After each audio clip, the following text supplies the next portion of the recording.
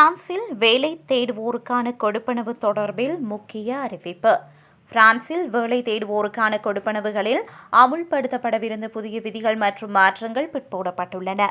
பிரான்சில் வேலை தேடுவோருக்கான கொடுப்பனவுகளில் சில மாற்றங்களை ஏற்படுத்தி சட்ட திருத்தம் கொண்டுவரப்பட்டிருந்தது. இந்த நிலையில் அந்த நடைமுறை காலக்கெடு பிற்போடப்பட்டுள்ளது.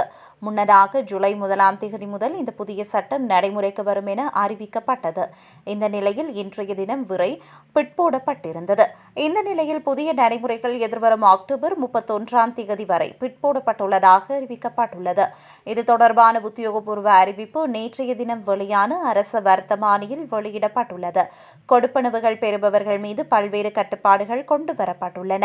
6 மாதங்களுக்கு மேல் வெளிநாடுகளில் வசித்தால் அவர்களுக்கு இந்த தொகை நிறுத்தப்படும் என அறிவிக்கப்பட்டுள்ளது. இந்த கொடுப்பனவு பெறும் காலம் 18 மாதங்களில் இருந்து 15 மாதங்களாக குறைக்கப்பட்டுள்ளது எனவும் 20 மாதங்களில் 8 மாதங்கள் குறைந்தது வேலை செய்திருக்க வேண்டும் எனவும் புதிய சட்டங்கள் தெரிவிக்கின்றன. இதனை எதிர்த்து பல தொழிற்சங்கங்கள் ஆர்ப்பாட்டத்தில் ஈடுபட்டிருந்தமை குறிப்பிடத்தக்கது. ஒரு புதிய அரசாங்கம் நிலுவையில் உள்ளது. ஒரு சட்ட வெற்றிடத்தை தவிர்ப்பதற்காக நிர்வாகி மீண்டும் இழப்பீட்டு விதிகள் மற்றும் வேலையின்மை காப்பீட்டு திட்டத்தின் பங்களிப்புகள் தொடர்பான ஒழுங்குமுறை விதிகளை நீடிக்கப்பட்டுள்ளது.